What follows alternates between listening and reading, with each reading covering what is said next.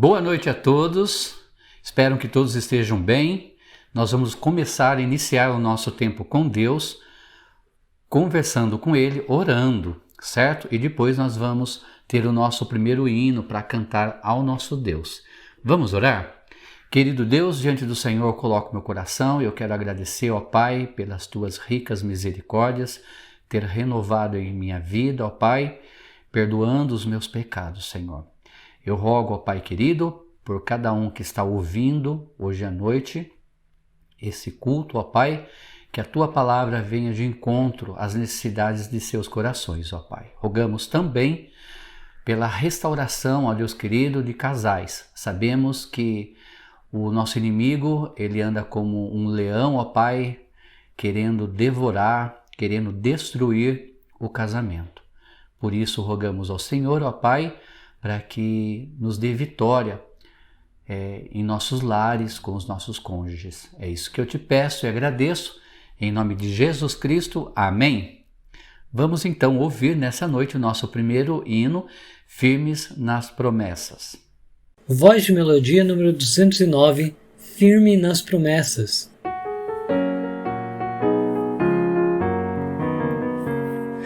Firme nas promessas do meu Salvador, cantarei louvores ao meu Criador.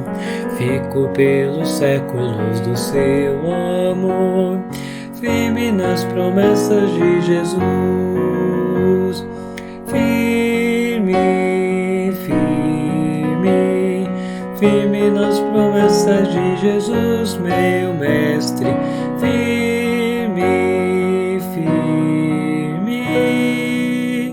sim, firme nas promessas de Jesus. Firme nas promessas não irei falhar, vindas tempestades a me consternar. Pelo verbo eterno eu hei de trabalhar, firme nas promessas de Jesus. Firme, firme, firme nas promessas de Jesus, meu Mestre. Firme, firme, sim, firme nas promessas de Jesus. Firme nas promessas sempre vejo assim, purificação no sangue para mim. Plena liberdade gozarei sem fim, firme nas promessas de Jesus. Firme, firme, firme nas promessas de Jesus, meu Mestre. Firme, firme, sim, firme nas promessas de Jesus. Firme nas promessas do Senhor Jesus, em amor ligado com a sua cruz. Cada dia mais alegro-me na luz, firme nas promessas de Jesus. Firme, firme, firme nas promessas de Jesus, meu Mestre. Firme, firme, sim, firme nas promessas de Jesus. Eu espero que você esteja firmes nas promessas do Senhor. Lembre que dificuldades virão, nós passaremos por dias difíceis, mas o Senhor é conosco, porque Ele mesmo disse em Mateus capítulo 28, versículo 18 e 19, que Ele está conosco até a consumação dos séculos. Amém? Isso é importante e a gente então descansa no Senhor, apesar das circunstâncias. Amém? Bom, eu peço para que você compartilhe esse vídeo que nós estamos fazendo hoje. Compartilhe nas suas redes sociais, compartilhe também no seu status, para que outros possam ver e compartilhar também, tá bom? Para que a palavra de Deus seja propagada através das redes sociais. Isso é importante, cada um fazer a sua parte. Bom, vamos então para o nosso segundo hino dessa noite, que fala sobre aquele tempo com Deus, cada momento, tá bom? Vamos cantar para o nosso Deus. Cantor cristão número 354, cada momento.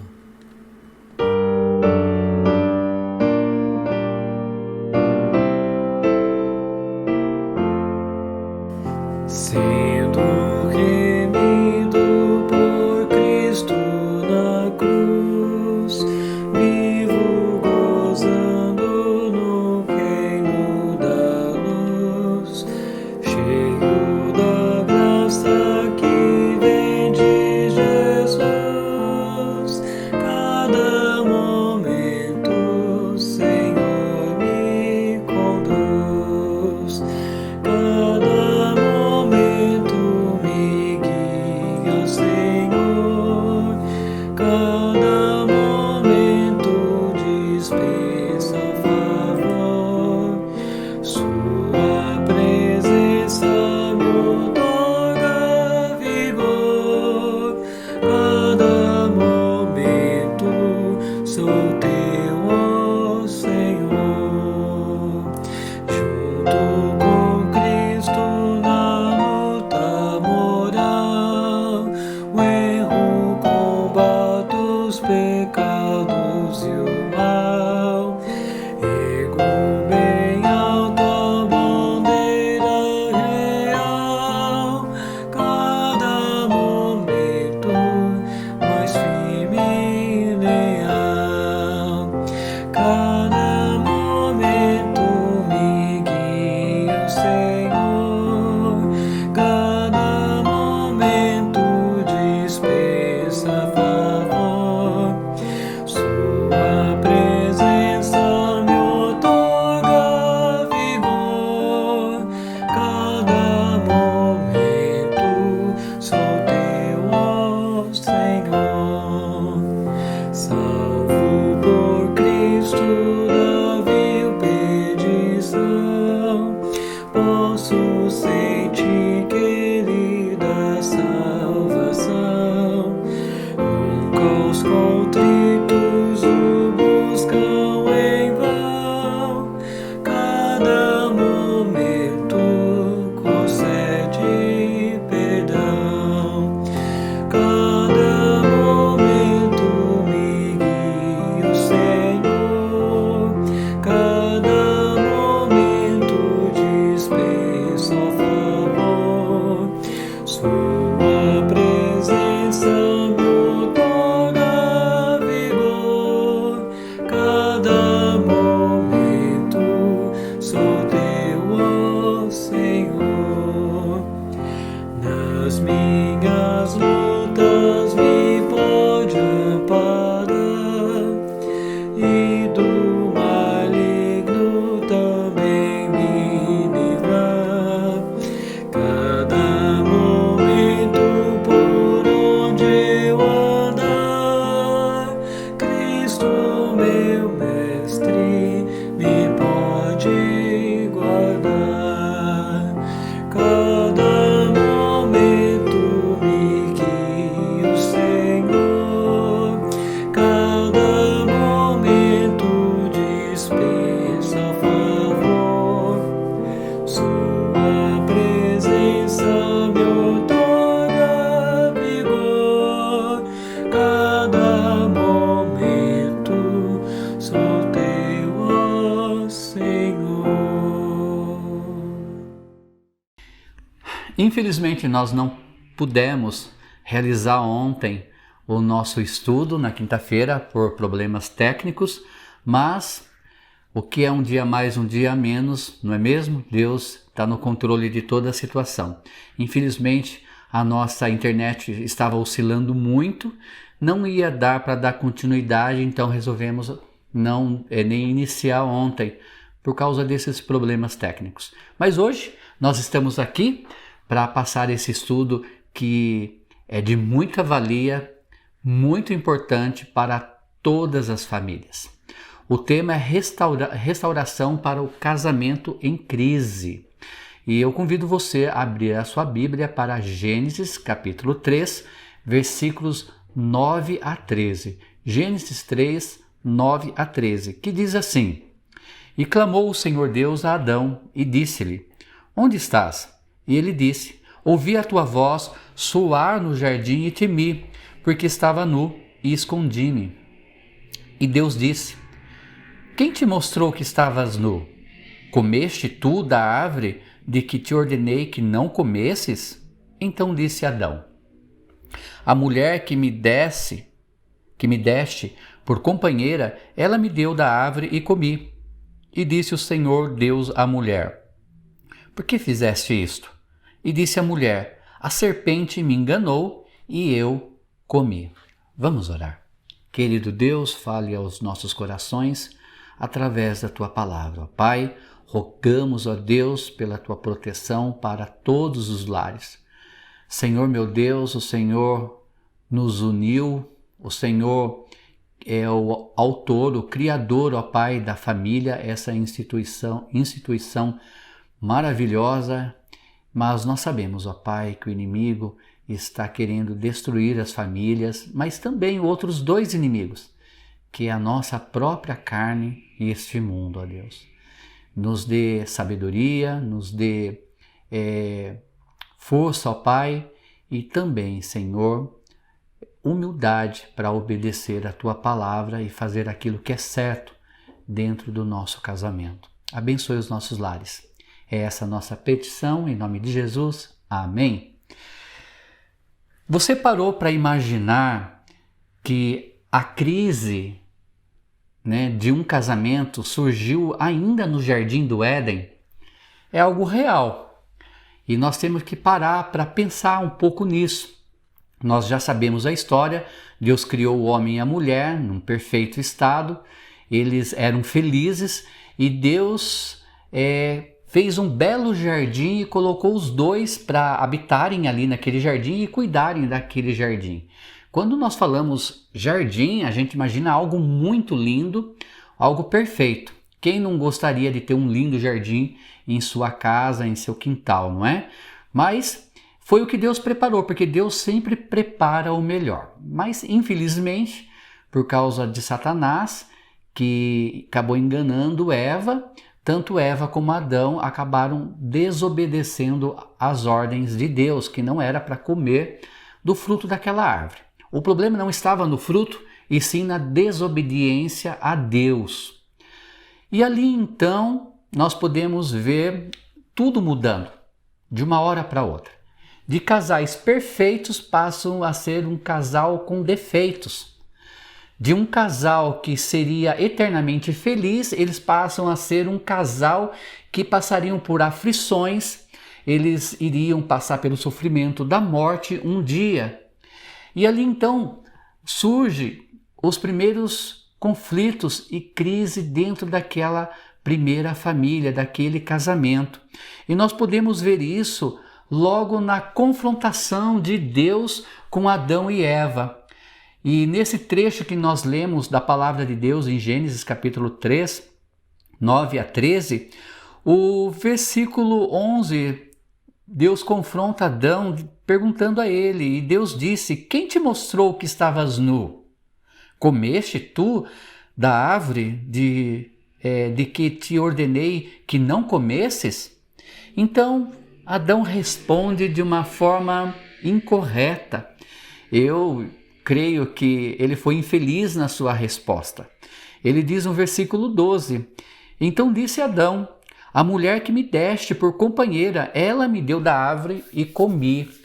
Então nós podemos ver aqui Adão, ele já demonstrando crise no seu casamento. Ele não assumindo o seu próprio erro, e sim culpando a mulher. E até pior, culpando o próprio Deus, dizendo a ele: olha, essa mulher que tu me deste, em outras palavras, ela me fez pecar. Ela fez o que era errado. Se eu errei, era por causa dela. Não temos, esse relato na Bíblia, mas nós podemos imaginar, através dessa resposta de Adão, um pouquinho do seu coração. E o mesmo acontece com Eva. Ao invés dela assumir o erro quando é confrontada por Deus, ela joga a culpa então em quem? Na serpente. E aí entra aquela palavra, né, de 6 letrinhas, o pecado. Então o pecado na realidade é a fonte de toda crise. E isso é real. As crises nasceram do pecado. E a gente pode ver claramente na vida desse casal. E quando o pecado entra no mundo através desse casal, toda a humanidade passa a pecar. Isso fala em Romanos capítulo 5, versículo 12. Por um só homem entrou o pecado no mundo e pelo pecado a morte. E a morte passou a todos os homens porque todos pecaram. Todos nós pecamos. E com isso, há crise, infelizmente, nos casamentos. Todos os casais acabam passando por crise. Eu até ia lançar uma pergunta de início, né? Perguntando, vocês acham que um crente ele pode passar por crises no casamento? É claro que sim, não é? É óbvio. Se Adão e Eva já ainda no jardim já tinham pecado, eles demonstraram, né, em suas palavras que praticamente estavam, em desacordo. Eles tinham tudo a ver, mas eles passaram a discordar um do outro. Bom, nos últimos tempos, amados irmãos, muitas têm sido as propostas de encontros, cursos temáticos, seminários e retiro para casais. Nunca antes a oferta foi tão grande quanto agora. Infelizmente, o número de pessoas divorciando tem aumentado muito. E são poucos os que estão firmes dentro, né, de um casamento. Temas diversos, locais aprazíveis e preletores excelentes oradores, sem contar com os mais variados livros de autoajuda sobre esse assunto têm surgido, porque muitos querem salvar o seu casamento e buscam essa ajuda. E infelizmente alguns buscam essa ajuda buscando de uma forma errada. Qualquer casal, então, pode passar por crises, pobres e ricos, com ou sem filhos, cristãos ou não. Todos passam. Um dia ou outro, infelizmente, as crises aparecerão, né? Na família, na vida conjugal do casal. Devemos tratar os problemas para que o casamento não termine em divórcio, amados irmãos. Esse é o desejo do inimigo de Satanás, e eu não vou dizer que não seja também, infelizmente, muitas vezes, o desejo da própria carne. Assim como Adão e Eva jogando a culpa um no outro, nós temos a tendência também de querer jogar a culpa tudo no inimigo Satanás. Sim, ele, infelizmente, criou tudo isso. Mas precisamos aprender a assumir os nossos erros. Infelizmente, aquele casal não fez o que era correto diante de Deus. Ao invés de eles assumirem dizendo, olha, eu pequei contra o Senhor porque eu comi do fruto, não é? E Eva, da mesma forma, dizendo, eu fiz errado porque eu também peguei do fruto. Não. É aquela síndrome, né, de Adão e Eva. Nós temos a tendência em sempre jogar a culpa no nosso cônjuge e nunca assumir a nossa própria culpa. Então temos que cuidar com isso. Então ali em nossa revista que nós estamos aprendendo os fundamentos da família cristã, o primeiro ponto ali dessa lição de hoje à noite é a tomada de consciência. Nós precisamos ter consciência do que é o certo, que é errado, e colocar em prática aquilo que é certo. Mesmo com crises, devemos entender o relacionamento. Marido e mulher está baseado em uma aliança feita por Deus, ou melhor, uma aliança feita perante Deus. Olha só ali então a consciência da aliança, no primeiro pontinho ali. A aliança usada na mão esquerda é um símbolo de um pacto muito precioso aos olhos de Deus. Antes de significar o compromisso entre duas pessoas que se amam, a aliança do casamento ela é celebrada diante de Deus. Nós devemos, nos momentos de crise, entender que essa união foi feita em primeiro lugar por Deus. Deus, ele nos abençoou. Lá no altar, não é apenas, uma aliança para enfeitar os nossos, a nossa mão, o nosso dedo. Essa aliança, ela foi colocada no dedo, né, da mão esquerda, simbolizando diante de Deus que nós ficaríamos fiéis um ao outro, independente das circunstâncias. E voltando um pouco para o primeiro casal da história da humanidade, nós devemos entender que quando eles pecaram e não aceitaram ali de imediato o seu próprio erro, vieram com isso todas as consequências, não é? Por causa do pecado. Junto com essas consequências, nós podemos ver o homem sofrendo para poder plantar e colher, para poder comer, a mulher tendo os seus filhos, a mulher também sofrendo para esperar chegar na mesa o próprio alimento através do trabalho do teu esposo, até mesmo dela. Mas podemos ver também o sofrimento desses pais vendo um filho matando o outro, como Caim fez com Abel. Só que com toda essa transformação, essa turbulência na vida de Adão e Eva, tem algo que nós precisamos trazer para nossas vidas. Apesar das crises que eles tiveram, eles nunca se separaram. Eles ficaram juntos até que a morte os separasse. Isso é importante a gente parar, pensar, refletir e entender que circunstâncias difíceis iremos passar, mas fomos unidos para passar as circunstâncias, juntos. Isso é importante. Olha, antes de significar o compromisso entre duas pessoas que se amam, a aliança do casamento é celebrada com Deus, em que reside todo o amor necessário para essa estabilidade. Porque o Senhor foi testemunha da aliança entre ti e a mulher da tua mocidade. Malaquias capítulo 2, 14 fala sobre isso. Deus, ele foi testemunha dessa aliança, daquele momento. Segundo, consciência da crise. Todos nós temos que ter essa consciência que precisamos de ajuda e tentar buscar essa ajuda. Olha, não devemos ignorar os problemas, pensando que o tempo os resolverá.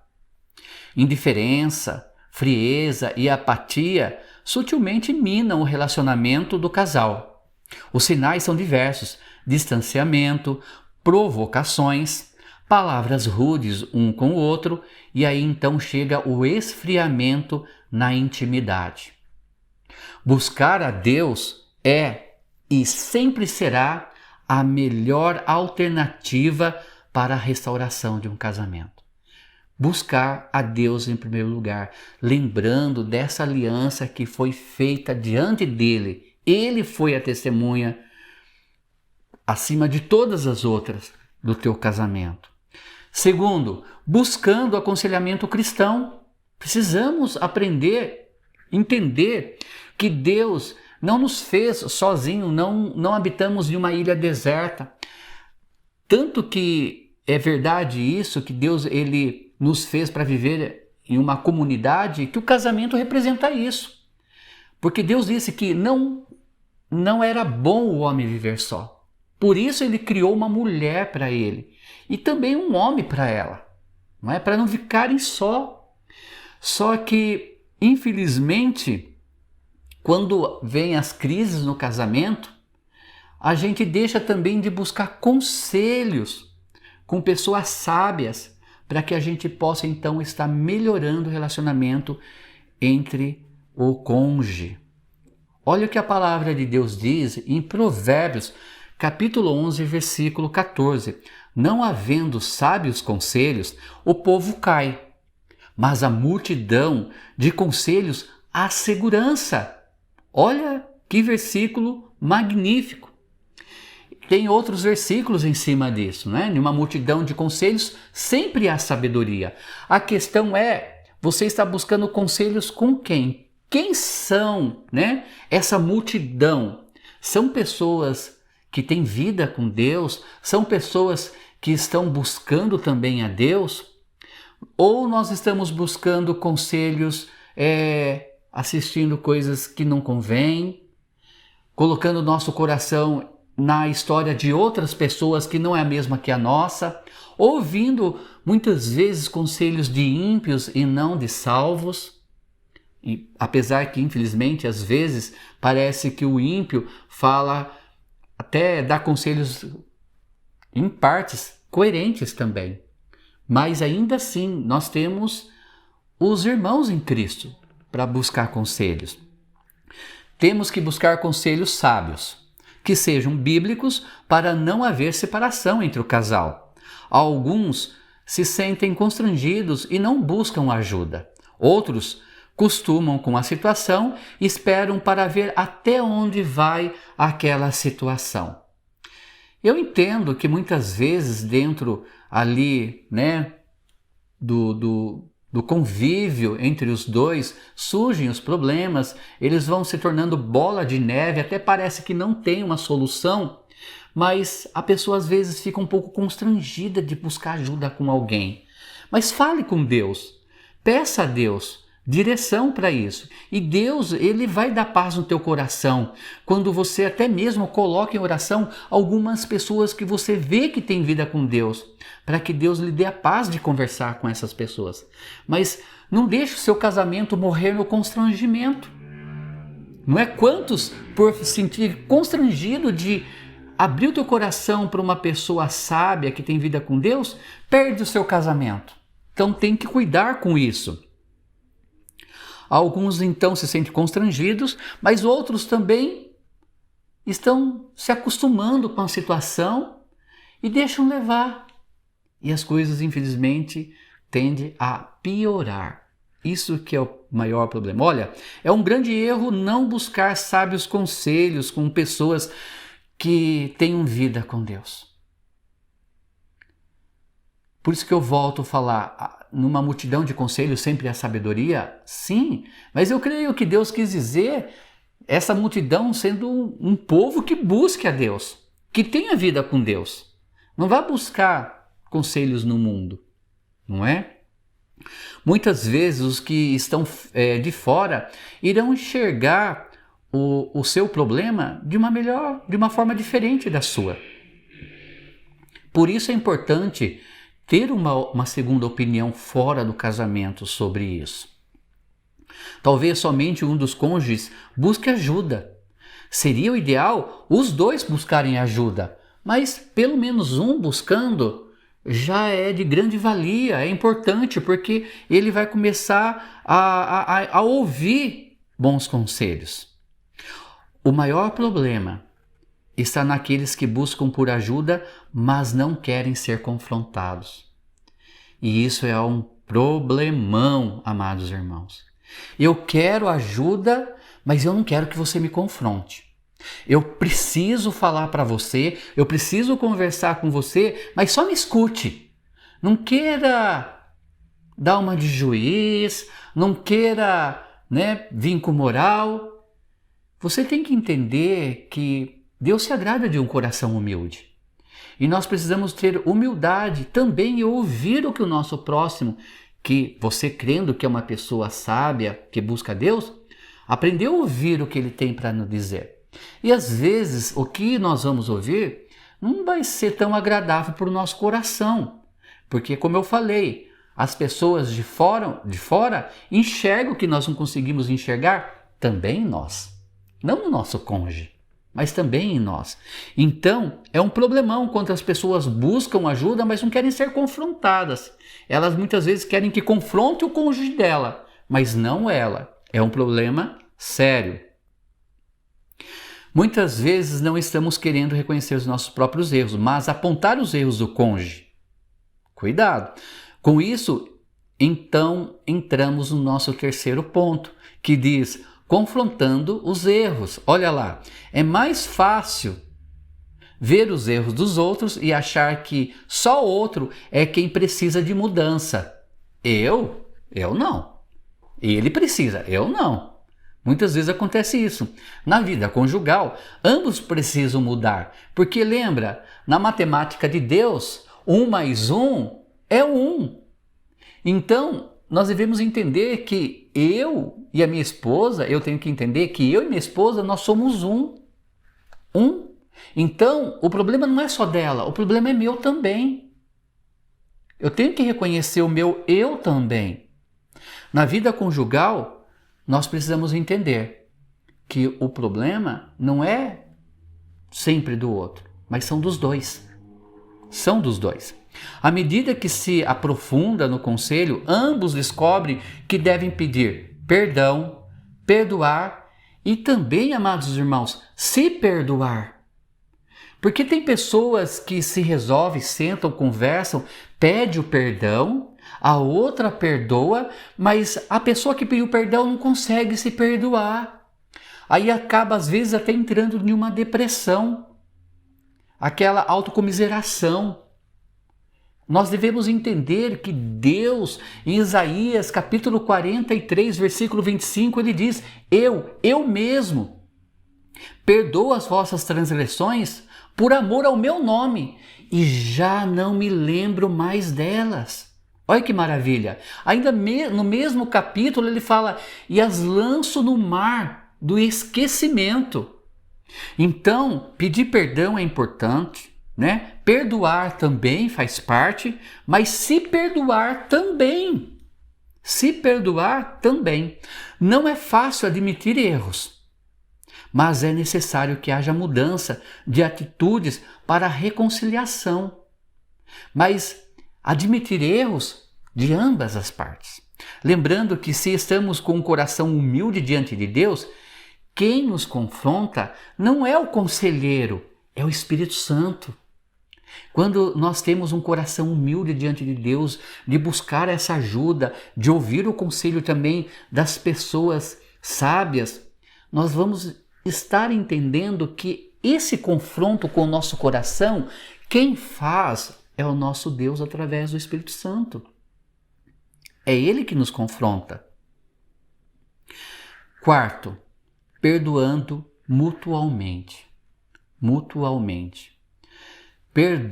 Perdoar não é fácil. Sabe por que não se torna fácil? Por causa daquelas 6 letras. Pecado. Por causa do pecado. Sim, nós temos agora uma nova natureza. O Espírito Santo habita nos salvos, aqueles que aceitaram a Cristo como Senhor Salvador. Isso fala em Romanos capítulo 6, que o nosso corpo se tornou o templo do Espírito Santo. Mas como Paulo diz, ainda estamos nessa carne. Eu quero fazer o que é certo, mas muitas vezes não faço por causa da minha carne. E por causa desse pecado, muitas vezes eu perdoo e não perdoando. Que estranho, pastor, eu perdoo não perdoando? Sim, é aquilo que quando você fala da boca para fora e não do coração. Perdoar tem que vir do coração. Se a gente pensasse ou praticasse perdoar como Deus nos perdoou, assim como Deus disse lá em Isaías 43, eu lanço no mar do esquecimento, deveríamos também fazer o mesmo. Quando nós perdoamos alguém, jogar no passado, no mar do esquecimento. E cuidar com o coração.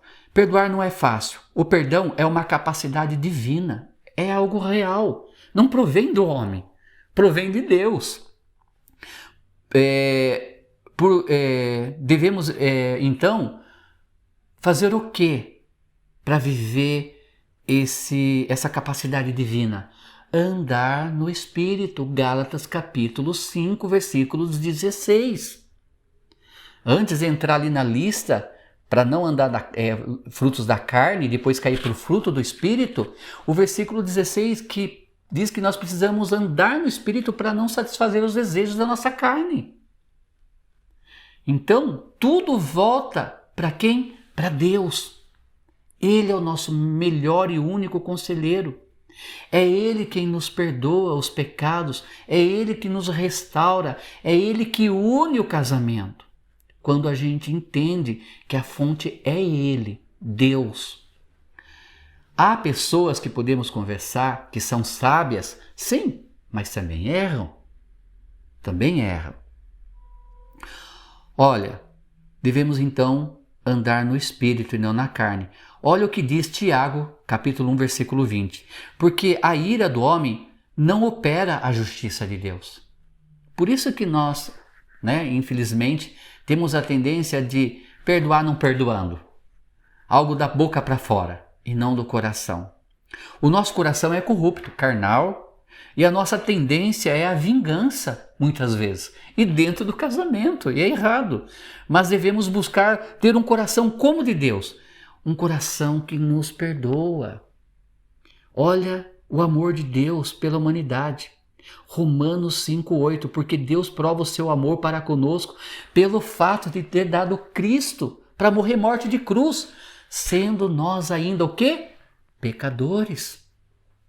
Que amor é esse? Um amor incondicional. Não é? Quando nós passamos a viver esse amor, a gente passa a entender o que é o verdadeiro perdão. Então, quando o perdão se torna mútuo, o Espírito Santo age ao ponto de enfraquecer o mal do passado e fortalece os laços do presente e do futuro. Olha que lindo quando a gente para pensar nisso. Olha o que o perdão causa, não é? Quando a gente perdoa de coração, o Espírito Santo enfraquece ao ponto até de o passado. Ele vai existir, mas ele não vai vir com aquela potência toda para criar aquela ira novamente nos corações. Então ele enfraquece, ele fortalece os laços do presente e do futuro na vida conjugal. Perdoar, amados irmãos, realmente não é fácil, mas é preciso. É preciso para a restauração do teu casamento. Perdoar, pedir perdão, perdoar e ser perdoado. E ser perdoado. Quinto e último, reaprendendo a amar. A palavra de Deus diz em 1 Coríntios, capítulo 13, versículo 8, o amor jamais acaba. O amor jamais acaba. Ele não morre. Você acredita nisso? Eu acredito porque Deus está dizendo. Não sou eu, não é nenhum homem, é Deus dizendo através do Espírito Santo para Paulo quando ele escreveu isso. O amor jamais acaba. Já ouviu aquela frase, o amor apenas adormece? Eu acredito. Infelizmente, por causa dos nossos pecados, a gente faz com que esse amor que a gente sentiu logo no início e teve aquela vida maravilhosa por alguns anos ou anos, e vêm os problemas, vêm as dificuldades, a tendência parece que é colocar o amor para dormir. O amor não morre, não acaba. Quando você lembra da aliança feita diante de Deus, quando você lembra de tantas bênçãos que Deus fez na sua vida logo no início, não é Deus que piorou a tua vida, são as circunstâncias por causa do pecado que fizeram isso. Certo? Olha, dizem que o tempo é escasso para conversar, que os muitos afazeres e até mesmo os próprios filhos minam o amor, mas o verdadeiro amor vai além das ilusões, pressões e da mesmice. O amor, ele renova a cada dia. Quando você está humilde diante de Deus e busca Ele para restaurar a tua vida. Precisamos sim voltar a ter aqueles costumes que nós tivemos no início do namoro, do casamento, da lua de mel, após a lua de mel. Sim, precisa colocar em prática novamente. Mas o amor não acaba. O que Deus ajuntou, o homem não separa. Deus não é a favor do divórcio, que vai ser a nossa próxima lição sobre isso. Deus não se agrada do divórcio. Muitas vezes, eu acredito que a maioria ou todos os casamentos acabam em divórcio simplesmente pelo problema do pecado de ambos. Nenhum é mais certo do que o outro. Porque ambos são pecadores, ambos fizeram com que a crise aumentasse e, infelizmente, acabaram se separando e não buscaram a Deus. E se buscou, tem que analisar se buscou da forma correta. Conclusão: para todo casamento em crise há soluções e superação. Adão e Eva, apesar da grande transformação que houve em suas vidas por causa dos seus próprios pecados, eles nunca se separaram. Não importa qual seja o motivo da crise. Lembra, eles perderam o paraíso. Eles perderam o melhor de um paraíso. Eles perderam falar com Deus diariamente, conversar com Deus diariamente. Eles perderam filho por causa do pecado. Mas eles não se separaram. É fundamental que o casal reconheça que está passando por problemas e queira ajudar. Deus pode restaurar o casamento e conceder então vários anos de união até que a morte os separe. Pense nisso. Se você está passando por crise, conversa com Deus. Não faça como o primeiro casal. Não jogue a culpa no seu cônjuge. Assuma o teu problema, o teu pecado. Peça perdão. Peça também a Deus sabedoria que Ele lhe dá com maior vontade. Tiago fala sobre isso, capítulo 1. Peça a Deus e busque lembrar da aliança que você fez diante do Senhor. Busque lembrar das inúmeras bênçãos que Deus derramou no início e logo após quando você saiu do altar. Talvez por anos. Vale a pena entender que Deus criou o casamento, que Deus nos uniu e que a nossa carne, Satanás e o mundo quer nos separar. Vamos orar? Querido Deus, diante do Senhor eu rogo, ó Pai, para que o Senhor nos dê sabedoria para vivermos, ó Pai, nossas vidas conjugais.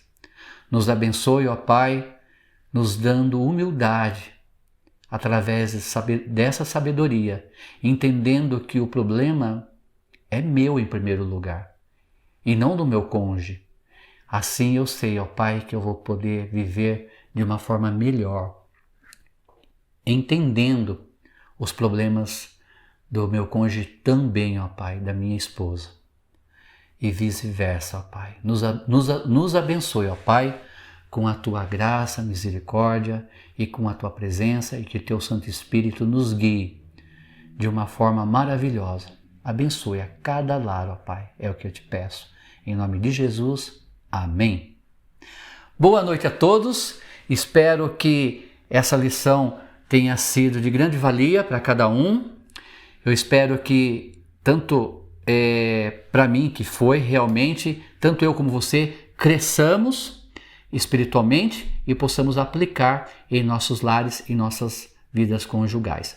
Deus abençoe a todos. Uma boa noite, Maranata, ora vem, Senhor Jesus.